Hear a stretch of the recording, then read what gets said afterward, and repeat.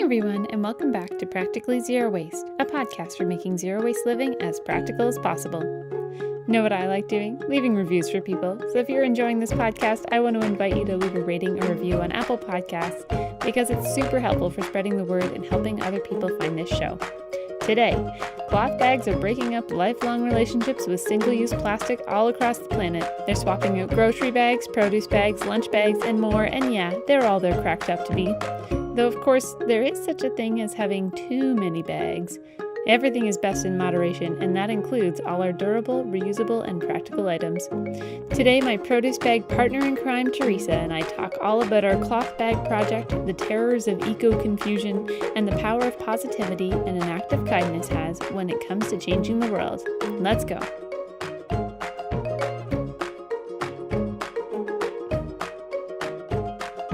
So, hi, Teresa. Hi. Welcome to Practically Zero Waste. Thank you. Woohoo. Teresa and I met through Plastic Free Peterborough, which was a group that is a group on Facebook that she was part of, and I moved to Peterborough and I joined it, and then we were like, we should meet for coffee and talk things through. Yeah. And we became great friends. Awesome friends. Yeah. And we do stuff together. Yeah. Zero waste stuff. Yeah, like the market, which was something that we've been doing for the past 3 months, once a month. We have been sewing those cloth bags for the market, but what were you doing before market and before meeting me and before cloth bags and all that? Okay, so I wasn't doing a whole lot, but I had ideas like swirling around in my head, like the idea for the bags at the market for like a long time, like a couple of years. But I knew like the practicalities of it. I would need help. I would need a lot of things, and I didn't think it was possible until I met you, and then you were so positive. So my big thing that I wanted to say about this, about like getting other people on board, because I think it's easy to like start on a zero waste journey and be really focused on your own waste output in your own house and taking it farther and farther. Yeah. And then for me, at a certain point, I was like, okay, wait a second. There's like thousands of people out there just in this city who still use plastic grocery bags all the time. So at a certain point, it's like, well, I could focus on this one piece of plastic recycling that's in my bin all the time and try and rack my brain to figure out how to get rid of it. Or I could try and do something in the community that might make a change for, 100 people or something. Yeah. So what's going to make a bigger impact, right? So the big thing for me that I realized is like community. That's what it has to be. Like you need help. You can't just do it by yourself.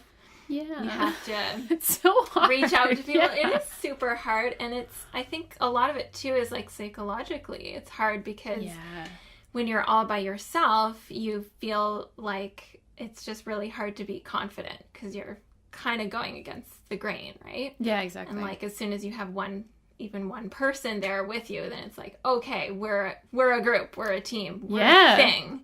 And then we're a thing. This is official. It's not just me. I'm not just a weirdo. Let's Maybe get a we're name. Both weirdos, Yeah. but we're a thing, and you can like it or not, but we can do stuff. So. Yeah.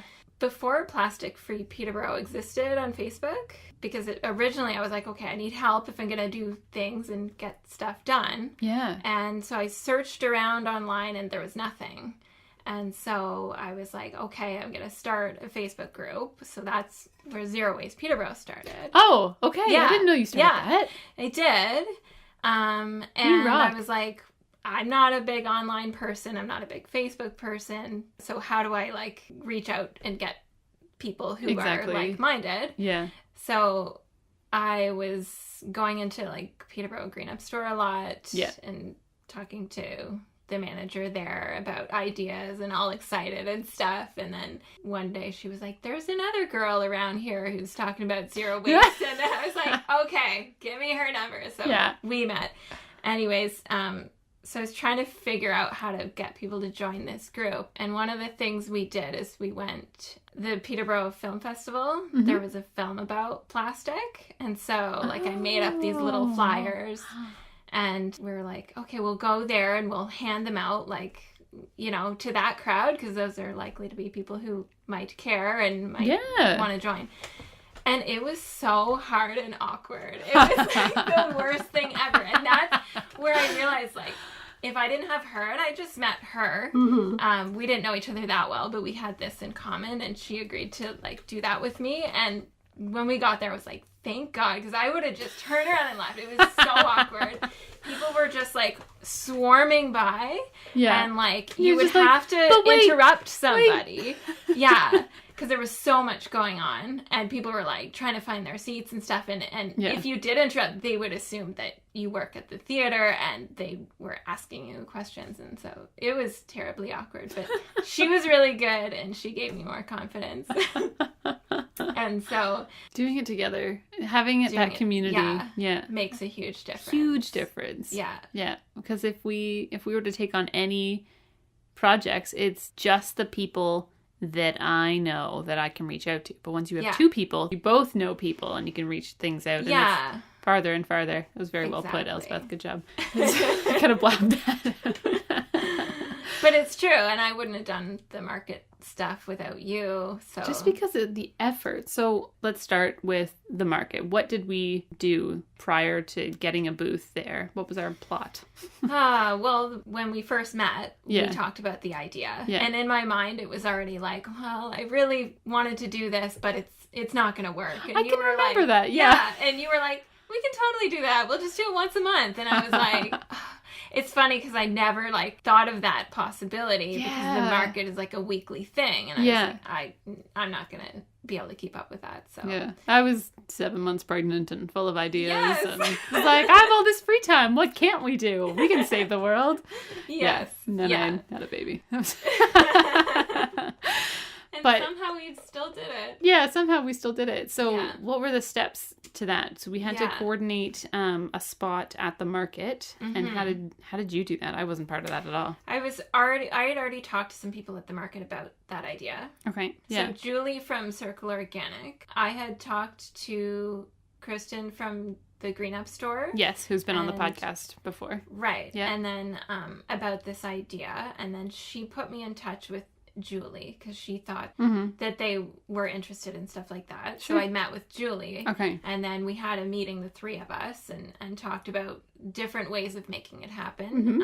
Because Julie was, like, willing to maybe even let us just do it from their stand. Right, their farm stand. Yeah, so there's all the logistics, and of course, like, the market managers and stuff have to be on board and everything. Yeah. Right?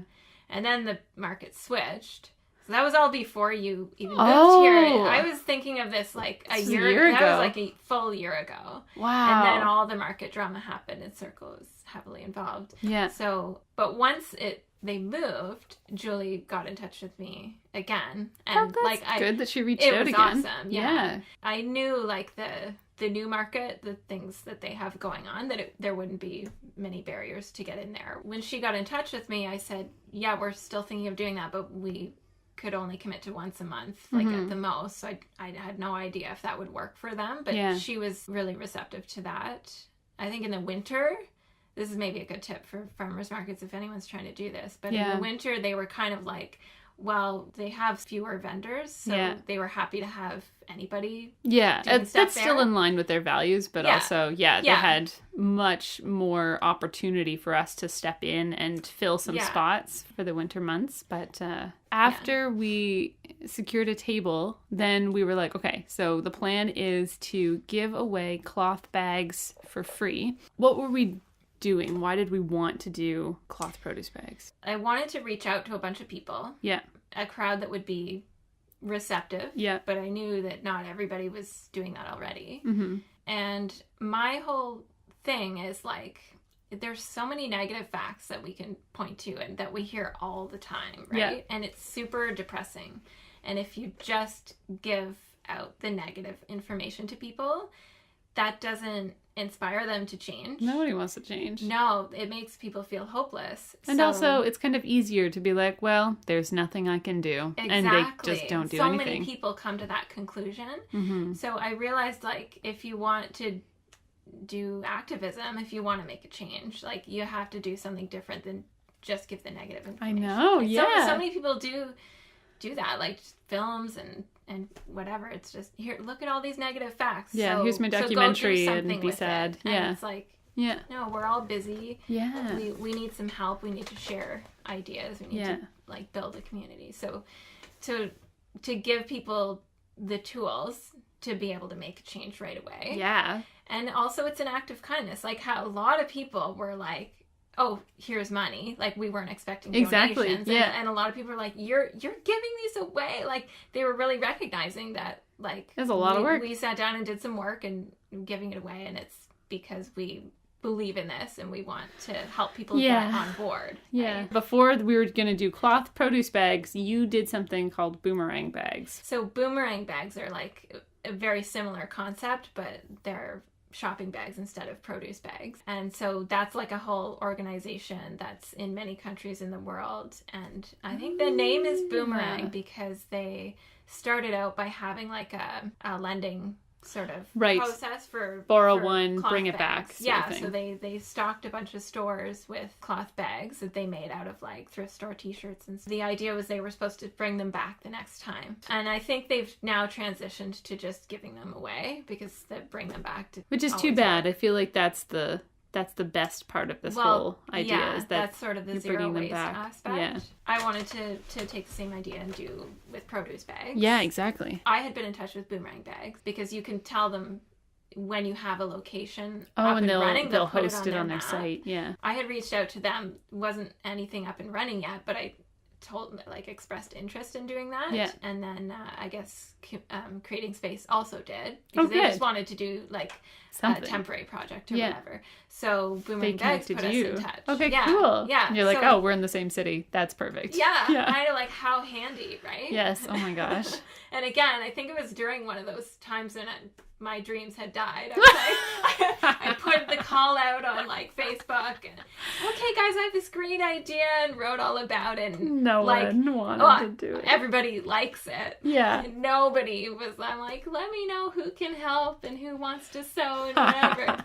Everybody likes it, but not everybody has time to do that. So I was like, okay, that's gone. And then like a month later, I got this random email from them. So that's awesome. That was awesome. And that ended up being like such a valuable resource because they ended up having sewing machines, a space that we could use, and they would host sewing bees for us. Yeah. So they had the space and the materials, and we would bring some fabric and cords and stuff to make the bags, but they also had stuff that people just donate to them. And so they had supplies for us. That was a really good partnership. It was amazing. And they have similar values too. Their main focus is like community arts. So exactly. They were willing to do that like once or twice a month for us, which was so good. Good. So we had some people coming out those nights and also sewing the bags with us, which was very important for anyone who's going to take on some sort of project like this. Yeah. Get some help, because oh my gosh, it's so much work. I don't consider myself a sewer. Like I know how to use a sewing machine and sew a line.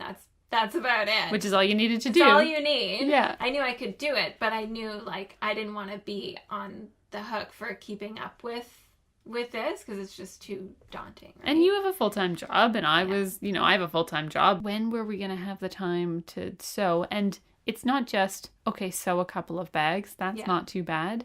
But when we meet people at the market who are very interested in what we're doing and are fully on board with what we're doing, I'm like, take a bag, take 5 bags. If you're going to actually use them, then take them. And then, we have none left. And we're sitting there for 4 hours being like, oh yeah, we had some bags and they're gone. Yeah. What was the average? We sewed maybe 60 or 70 per market, maybe more sometimes. So I think a couple of times we had 100 or close to 100. Close to 100, right? yeah. And so that was usually gone by 11, and we got there at 8. So and that's probably the busiest days time of the market, like 8 to 11. Every single time we had about that many bags, and they were all gone before we were done. What other stuff did we have at our table? Stuff that I still need to post on the group. Yeah, we had all these resources that, we'll post on the Plastic Free Peterborough page, and never did. Before next weekend. That was on my list. 4 months ago.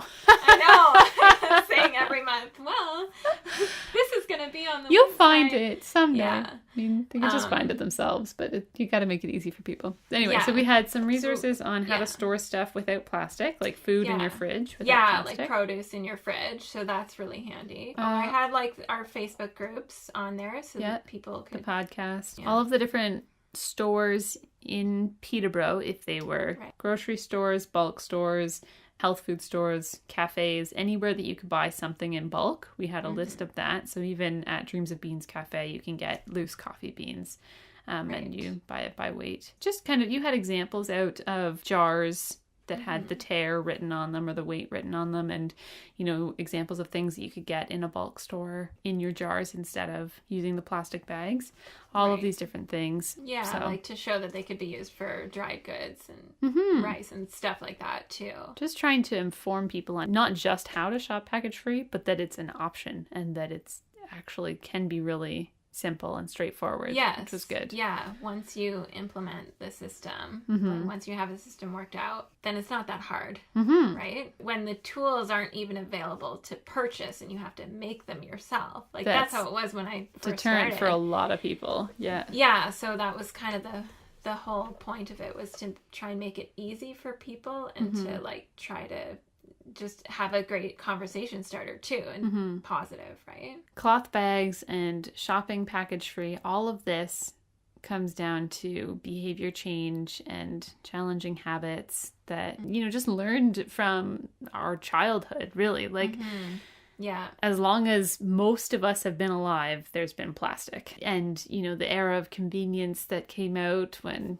women were back in the workplace and you needed convenience, pre-wrapped things and all these kinds of, conveniences. Yeah. It's been hard to recognize that has its limits. Like, it's not good all the time. Like, yes, it's convenient, but it doesn't just dissolve when we throw it out. It is piling up somewhere. And so because of that problem, that's why we're doing this whole reduce your consumption in that way. Just to recognize, like, I think people not only maybe don't see the downsides, but also that, like, they don't even see another option.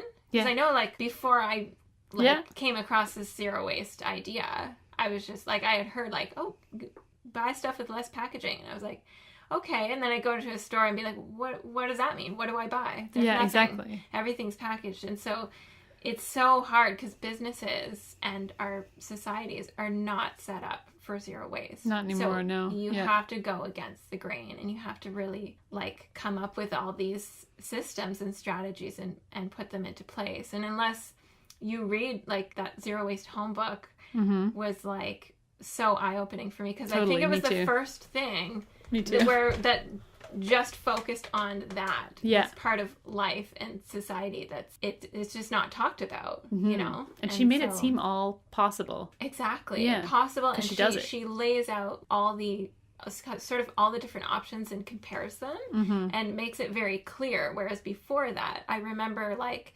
and I saw this kind of with a lot of people who came up and talked to us at the market. A lot of, oh, but cotton's bad too. I read about this, or I heard about this, but people are using plastic to do this. I use it to pick up my dog's waste, and people are making it into blankets, or for people in whatever country. And it's like, there's so much just information and back and forth that you can't tell what the best option is. Like, that's how it feels. It does. Until you sort of look at the whole picture all together and have it kind of laid out for you like that, then it becomes more clear. So, just to be able to like have this conversation with a whole bunch of people.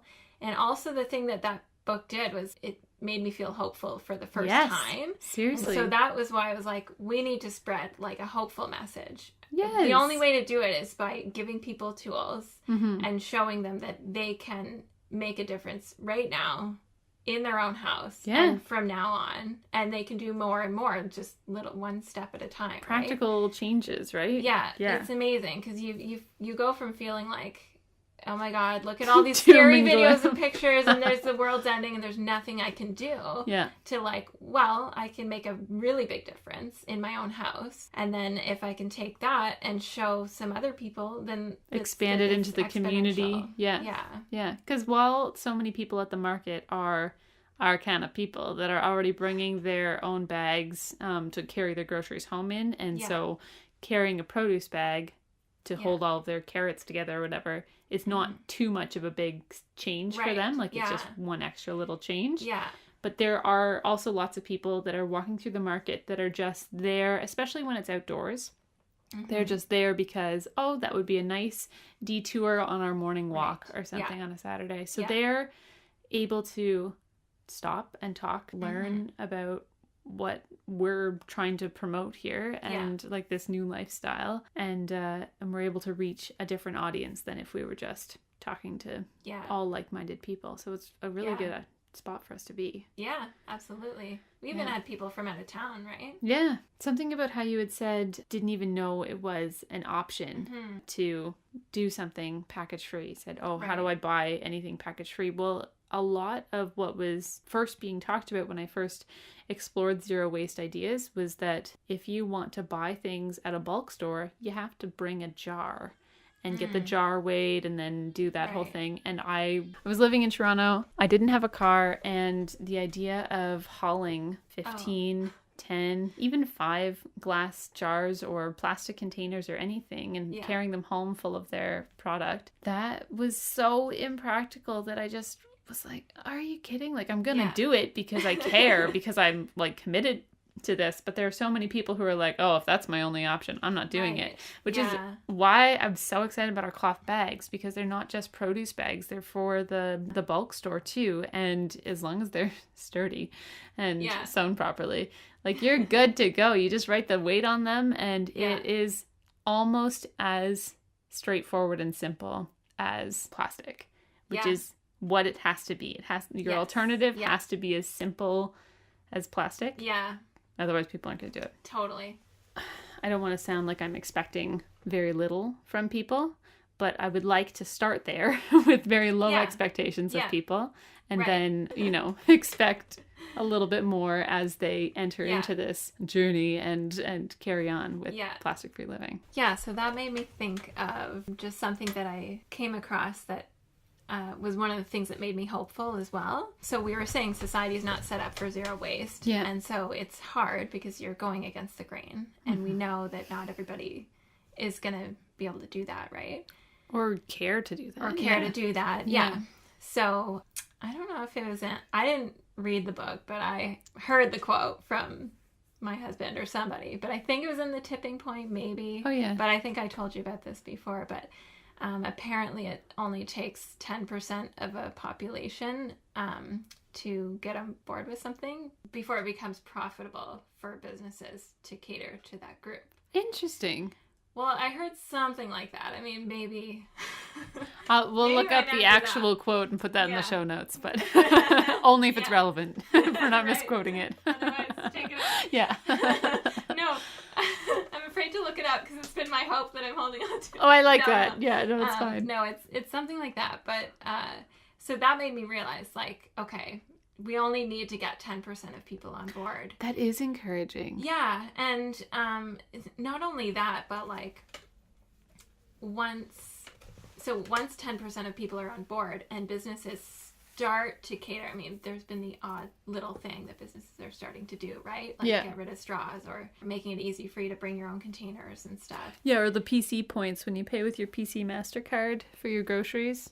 Or for anything, but for your groceries, you get points for bringing your own cloth bags or reusable bags. Yeah, things like that. Yeah, and actually selling cloth bags and produce bags and stuff like that. So like, I envision a world where like we have at least 10% of people on board. Yeah, and then businesses are starting to cater to that, and then suddenly it's not swimming against the grain. Yeah, right. Swimming against the grain. Yeah. This poor little fish with the wind. Yeah. Yeah, but then it's not so hard. And then the other 90% are eventually going to be shuffled along into that stream. Of wood. Yeah.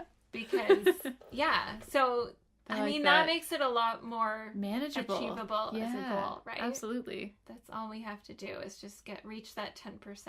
Yeah. And start, with the people that are willing to do small steps. We don't have to. The first people that we convert, quote unquote, is not going to be, the hardest people. Yeah. My brother, if you're listening. No, I'm kidding.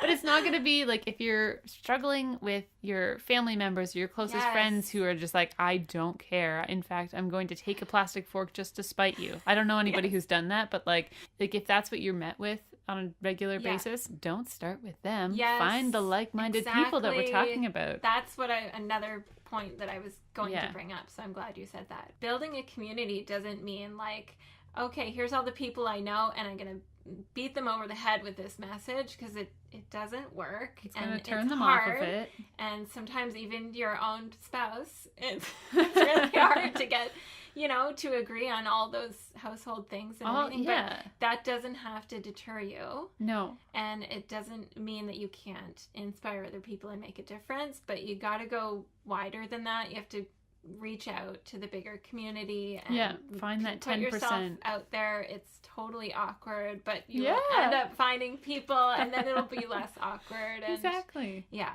Because once we were at the market, like you said too, about how much more confident you are when you have someone with you. Yeah. Like the brief moments when one of us went to the bathroom or went to do our shopping or something like that, and you're like alone at the booth being like, want a bag? Anybody?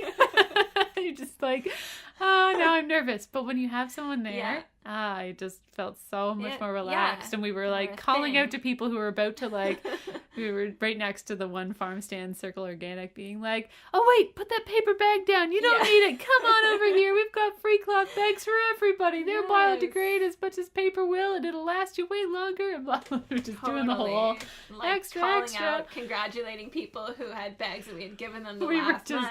Hooting and hollering. Yeah, that's another good point too, is like have fun with it, right? Yeah. If that's not going to be comfortable for you, like calling out to people at the market or speaking or, sewing bags, like if that's totally not your thing, then don't do it. But there's probably something else out there that you can do. Definitely something else. Yeah. There's always something to do. There's so many thousands of things that we need to be working on to reduce our carbon footprints, to be able to, draw down carbon from the atmosphere. Like there's thousands of things that we need to be doing right now. Endless things that you can do. So get on it, people. So, find that thing that speaks to you, because darn it needs to be done. and let's talk about the successes of it, because once you do it, then you're a whole lot more inspired, I think, and more confident, and you maybe even more hopeful, because you realize that other people do care, and they're out there and they were interested. And like, I don't think we got a hard time from anybody. We got some like, but what about this? And I don't know about that. But it was great to just have those conversations and to share the information. And we didn't necessarily convince those people that. So we did, like the last time we were there, an article had recently come out about how cotton, the production of cotton fabric, is less sustainable than the production of plastic bags. It was also talking about the practices in one specific area. I don't remember what country it was. Yes, and it was like saying how they wash out all their dyes in the river, and how that river goes directly to a community. And so of course that's terrible practices, but that's a whole nother big issue aside from the plastic issue. And exactly. And so they approached us with this contentious issue, meaning to be contentious. I'm sure that they weren't just like, oh, that's lovely, but I am a little concerned about the use of cotton. They were just kind of like, cotton sucks and plastic's the way to go. So we were just like, well, here's what we're doing. What we did is we used upcycled cotton, because one, it's still biodegradable, and two, it is not being newly manufactured for our purposes. So we made that conscious effort to even find drawstrings from, we had ribbon and random cords and stuff that were all like fabric cord that was from thrift stores. Like we made a very conscious effort to make it all secondhand in order to not create a demand for new materials. And that was one of our solutions. The other thing is that it will biodegrade, and it's not plastic. It's not plastic, and it's going to be used hopefully for a lifetime. Exactly. Whereas plastic is used for 12 minutes or whatever the stat is. Yeah, and it's also saying that fabric needs to be reused as many times as possible. It should never go to landfill. It should never be burned or incinerated by the pound. Like, that's stupid.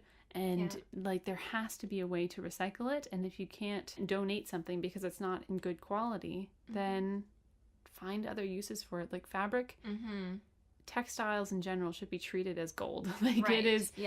So many resources go into making a single t-shirt. I was reading all these stats and all these, overwhelming doom and gloom statistics about how the water that I drink in 2.5 years is the same amount that it makes to one pair of blue jeans or something. All of those things. You're just like, well, and it should be valued at so much more than it is. Like, don't ever throw it out.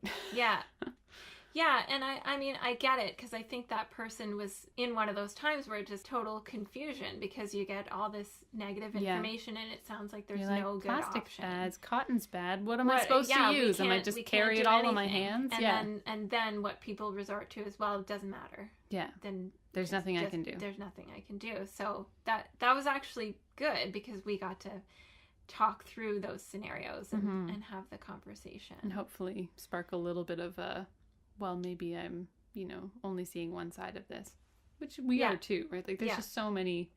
Yeah. And for sure, fabric should be created. There should be better practices. Yeah. Absolutely. We agree with that. Yeah. Yeah. So one of our successes was being able to speak to people about all of these different perspectives on environmentalism and how, one doesn't negate the other. Like, there's so many different things that we have to be aware of and find the route that is the most sustainable while also being doable. Right? Yeah. And if you can't adopt all of these practices at once, at least do some of them. Like, buy your clothes secondhand or whatever. Yeah. Pick one route that is more sustainable. There's a lot of confusion out there, and I felt that a lot more before I was exposed to zero waste and started like doing all that research myself. But you see that in all the people that were coming up and talking to us, and that's a good thing, because we got to give them some information, right? And some resources, and they actually do care, but might have been living in that state of confusion and feeling like there's nothing makes a difference anyway.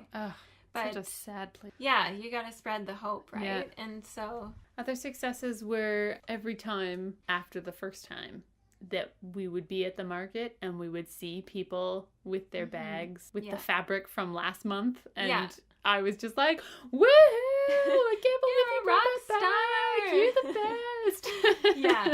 Totally. And and they were happy to be using them. And they were proud of that too, right? Yes. Like, you could see that they were pleased that not only we noticed, but that we were, grateful to see them still in use. And, we're only there once a month, but I bet they're using them every single week. And those people just have a system in place where here are all of my grocery bags and here are all of my produce bags inside my grocery bag. And I bring that bag when I go to the market, to the grocery store, to the bulk store, whatever. And hey, system.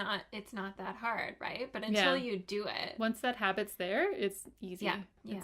almost strange to leave the house without my bag of bags. And they fold up small and it's fine. And anyway, so I was just so proud of us and proud of them to see this happening. Yeah.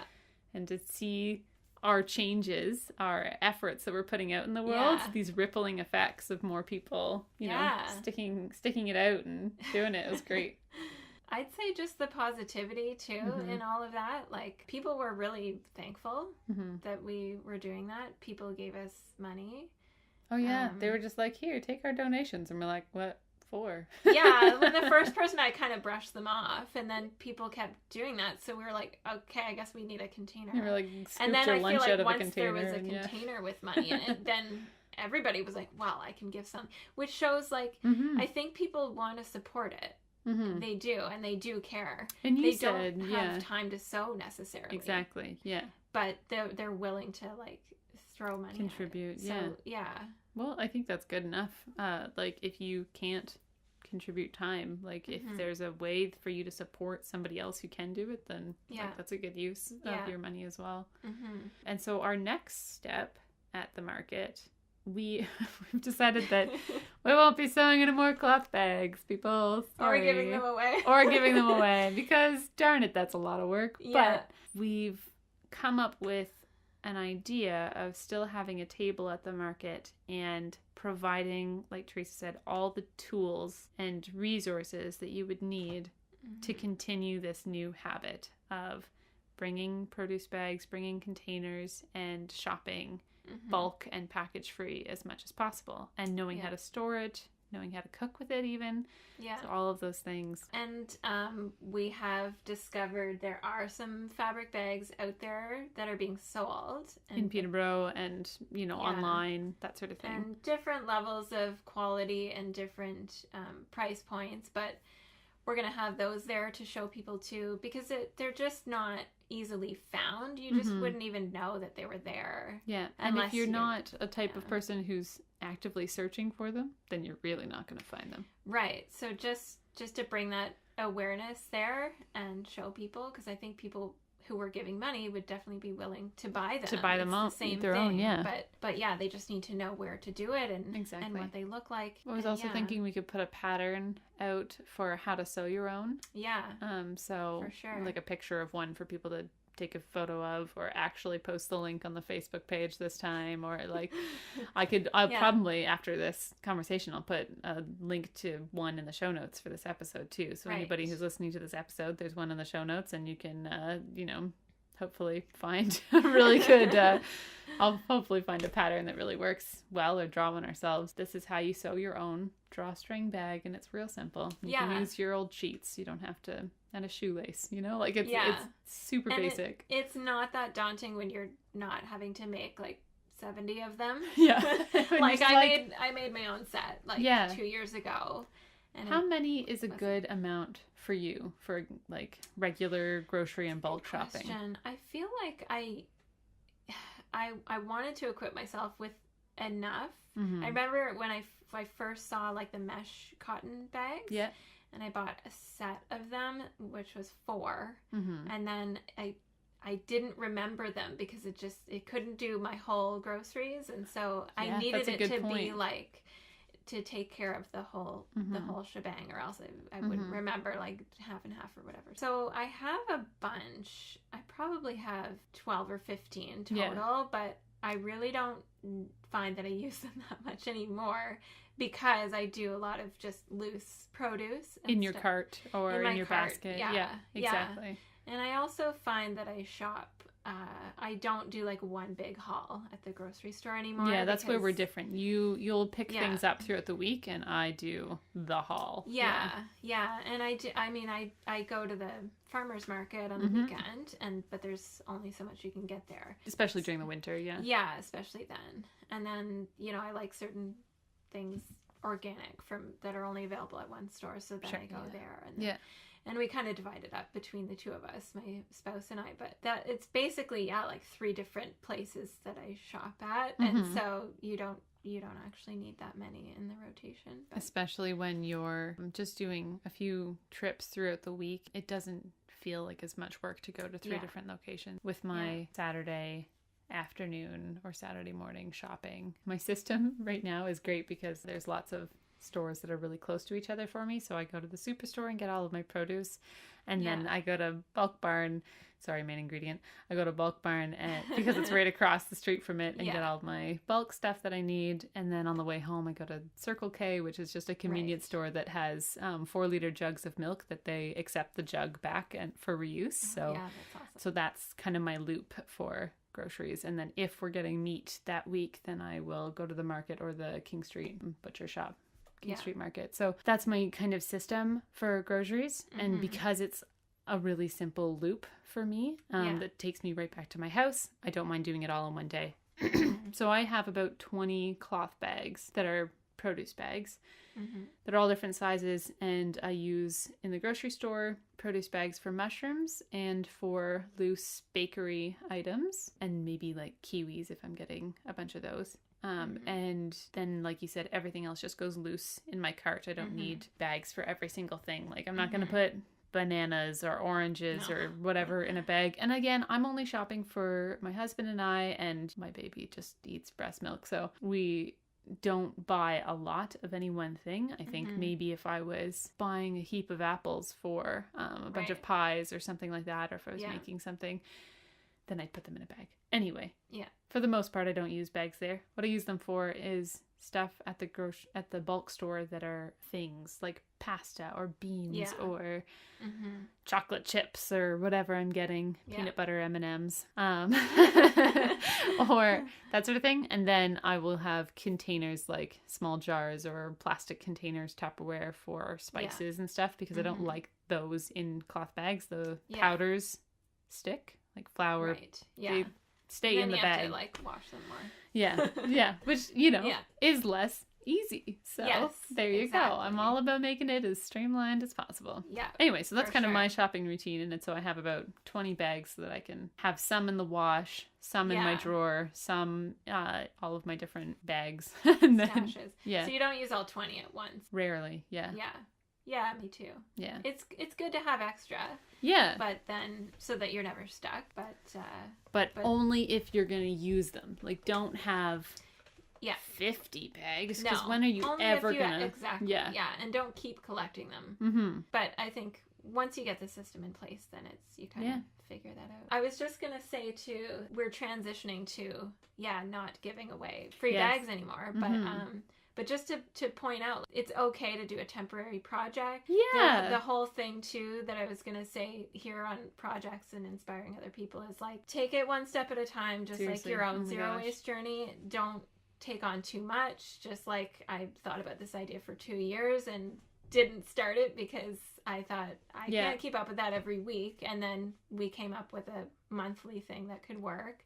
But without you doing half of the coordinating, like, I would not, like, I literally just sewed. I didn't do a whole lot. I sewed and talked to people, but... Which was what was needed at that point. And so it does take a while to get a project like this together.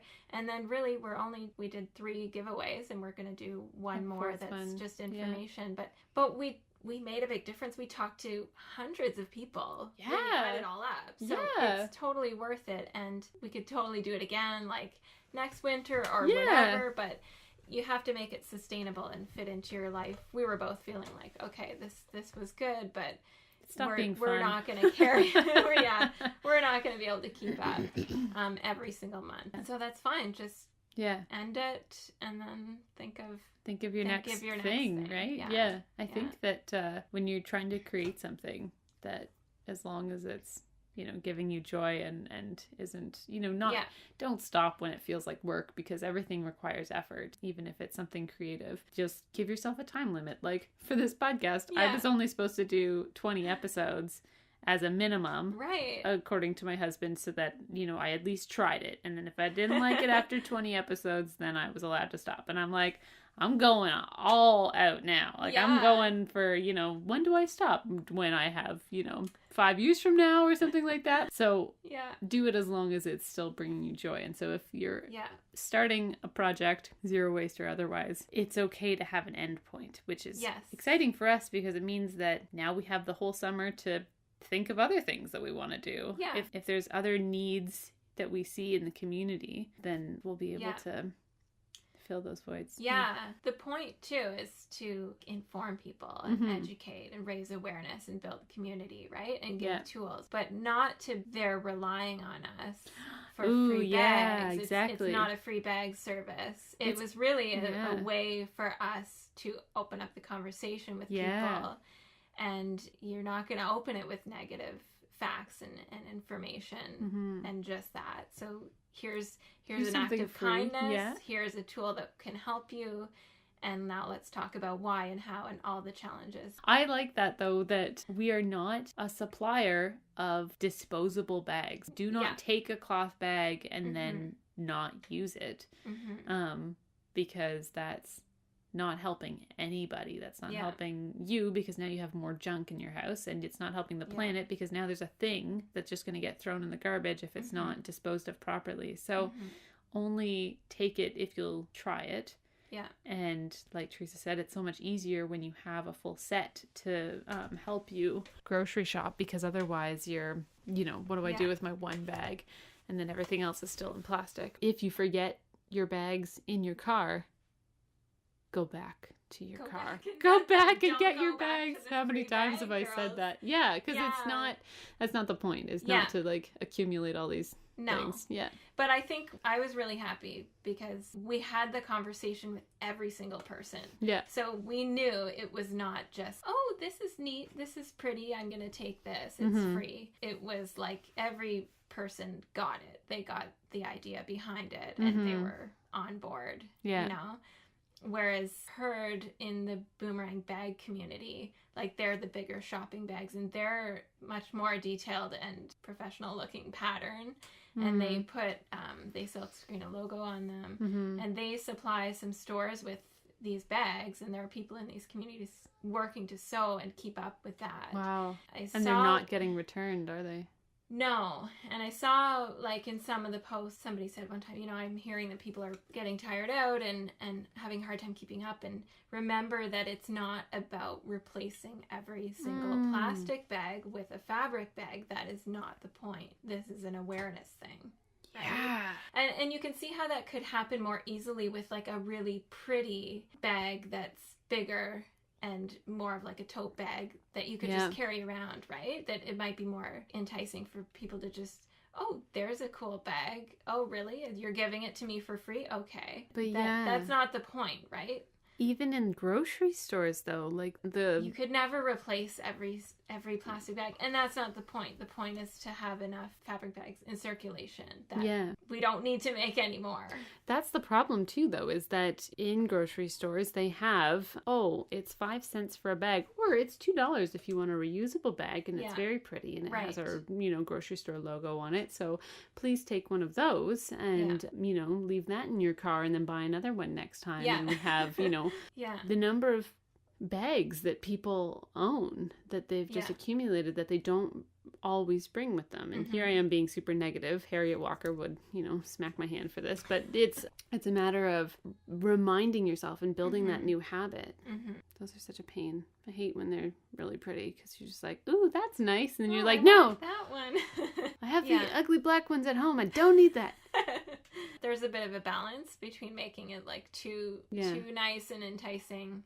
Too many out in the world that, now we just have a problem with those too. Because most reusable bags are not going to break down into tiny pieces as quickly as a plastic bag would. Yeah. Which is a problem that a lot of people point out to us with our cloth bags too, is that they're just like, well, now people are just going to have hundreds of those instead of hundreds of plastic ones, which at least will, disintegrate into tiny pieces as opposed to becoming one with the earth. But I still think, if you think about all the people out there and all the plastic bags out there, there is not yet too many fabric bags out there in the world. I don't think so. That is a worry. I think once every household has a set of them and a set of produce bags, then we're good. We don't need to make any more until somebody's breaks, right? And then we can replace them at a very, very slow rate. But right now, it's just another a plastic thing to buy. Bag every minute. And it's piling up and piling up. So something to do with all of your extra reusable bags and even plastic bags. Lots of people get those and save them for multiple uses and don't just throw them out. At the Peterborough Regional Farmers Market, they have just started doing it. They've put out a bin at the entrance with reusable grocery bags, and it's a take a bag, leave a bag system, which Teresa and I had talked about a little while ago, and we proposed it to the sustainability subcommittee with the market committee or market board and stuff. And so they've started this system, and I think it's great because that's awesome. So many people have extras of those. Right. But also, when you forget them, hopefully you'll think to take that and treat it as a loan and bring it back. Right. And it's not like a pretty brand new thing that people are going to want to take unless they really need it. Yeah. And they're not going to want to take them and hoard them. Hoard them, yeah. Hopefully. That's a thing. I'm sure somebody out there is hoarding reusable bags. Yeah. Yeah. Yeah. I think it's a really nice way to start the whole conversation. Do we have any other ideas for upcoming projects? I mean, probably not. Like, I would like to do nothing this summer. Nothing hard. Except, podcast. Yeah. I don't know if anybody listening has had experience doing any kind of zero waste workshops or running programming or even a meetup. Like that's something that we haven't necessarily done yet in Peterborough, is some sort of zero waste meetup where we all, gather in a park and have a picnic and do a workshop or something like that. Like that could be like a really simple, share ideas in person. Exactly. Yeah. I think that would be like something that maybe I'd like to do this summer. But if anybody's had experience doing that, the podcast does have an email address. It's practicallyzerowaste@gmail.com. So you can always send an email that way or message us on Instagram, because I'd love to gather some more ideas and see like what are people doing in other cities that, brings people together for a zero waste meetup that, is fairly simple, but also is engaging people outside of the eco-friendly hippy-dippy community, Yeah. I've heard of things like hosting a screening party. Like where, again, movie or? Yeah, a movie. Okay. So like informative Cowspiracy. Or there's one on Netflix right now called Sustainability, which was lovely and all about farming. Oh, nice. I really liked it. Yeah. Based on the last few episodes of this podcast, you can tell I'm on a bit of a gardening kick. But... Yes. I like to, again, like not just give the negative news, but then pair something with it after. Like, okay, what can we do? Yeah, exactly. I don't want to do anything like DIY. I don't know. Like, obviously we could, but like I don't necessarily want to gather a bunch of people around and be like, this is how you make beeswax wraps. Like, if you want beeswax wraps, you can go buy them or like ask the internet. I don't need to teach someone how to do that. Right. And I know creating space was, the last time that we were there. Maybe you weren't there. No, I decided to stay home. They would like to host DIY workshops around zero waste stuff. Oh, cool. So that's like, great. If anybody has any ideas or wants to do something like that or wants to get involved. And they're a good program because they've got so many resources and materials. They have a space to do it. They've got kitchen access, everything. Yeah, advertise it and say, hey, here's this workshop. It's free. Come out and do this. And people will show up. It's awesome. Mm-hmm. And the Nourish project, which is somebody else that I've spoken to on the podcast. Jill Bishop was talking about community gardens, but with Nourish, they also do market meals. So they will teach you how to go to the farmer's market and buy all the produce that you need, and then also prepare it together, cook a meal all together, and then and then have that community as well. So like you have something like that in your city, partner with them because they've already got all the contacts, all the setup and everything, and you just say, I'd like to bring this community of zero waste people together and do something with you. Partnering with like-minded communities is a really good way to connect. Yeah, but just start talking to people, and it's amazing what people put you in touch with other people. Yeah, the number of crazy connections that brought us to this project of handing out cloth bags. Yeah, and it's great to have a bunch of people somewhat invested in knowing about it and pushing for it, because that was the thing I think that was stopping me too, was, okay, I don't have help, and if it's all on me, it doesn't feel like you're making as much of a difference because you're not inspiring anybody else to get involved. Like, it's never going to be sustainable if it's all relying on one person's goodwill, volunteering the extra hours in their life. Like, who has that? It has to be partnering with all these different groups and people that have similar values and interests and are like-minded, and they might not have the exact same agenda. They might have something slightly different, but they're willing to help and support. Exactly. And all of those people that you connect with know, 100 other people. And then they're going to, start sharing that on their social media platforms, or they're going to talk about it at a dinner party, and then it's going to spread. Yeah. And we're going to eventually get that 10% of the population that's going to be able to inflict change. Yeah. Yeah. And that's the hopeful part too, is that it's like, oh my gosh, there's all these people who care about this and are helping us. Yeah. That's way more than I thought. Yeah. I thought I was the only one. I thought it was just me. Right? That was just me and you. Yeah. So. Yeah, it's a huge thing. And the more people that are involved in talking about it, it's like, again, oh yeah, we're a thing. This is out there in the world. We're a team. When people come across us, it's like, oh, well, we pair with this community art studio and this person helped us and all that. It's like, this is a thing that's happening in the world. It's a movement. Mm-hmm. You should be a part of this. Yeah. You know, get on board, people. Yeah. Mm-hmm. So you feel a bit more legit, and I think it legitimizes it to the public a little bit more. When you're not just one person handing out flyers at a movie screening, when you're actually like, hey, we have a booth at a market, and we've got a name, we've got resources, I don't know, got matching t-shirts. People at the market are pointing out our booth, and they have a sign. There's other people supporting this thing. Yeah, it's not just these people with their agenda, like exactly beating other people to death with it. Yeah. Listen to me. Come on. Yeah. Where can people find Plastic Free Peterborough online? On Facebook. Yeah, I guess we're just on Facebook, right? We're just on Facebook. Yeah. Good. Let's keep it that way. Yeah. Somebody was like, you should get a website. And we're like, some other time. Yeah. Thanks for the suggestion. Yeah, that's a good idea. Do you want to run the website for us? Anyway, it was very kind of them to suggest that. A lot of people share ideas, which is great. Mm-hmm. And you can go on and ask questions. I mean, there's lots of zero waste resources online, but it's great to just share ideas and questions. How do you deal with this in Peterborough? Where do you get this? We see that all the time, right? Yeah, exactly. Yeah, and so it's very handy. It's so nice because if you look up pretty much whatever city you're in or part of the world you're in, you're going to be able to find a zero waste group. And if there isn't one, like when I lived in Brampton, when I lived in Brampton, it did not have an official Facebook page that was Zero Waste Brampton. So I made one. And, you know. Oh, you did? I did, yeah. What was it called? Brampton Zero Waste or Zero Waste Brampton. I don't remember. Nice. I didn't know that. We did that. Therefore, if you don't have a community, you can start to build one. You can start one because they're out there and they're thinking the same thing as you. Yeah, they might, participate or even donate money. Yeah.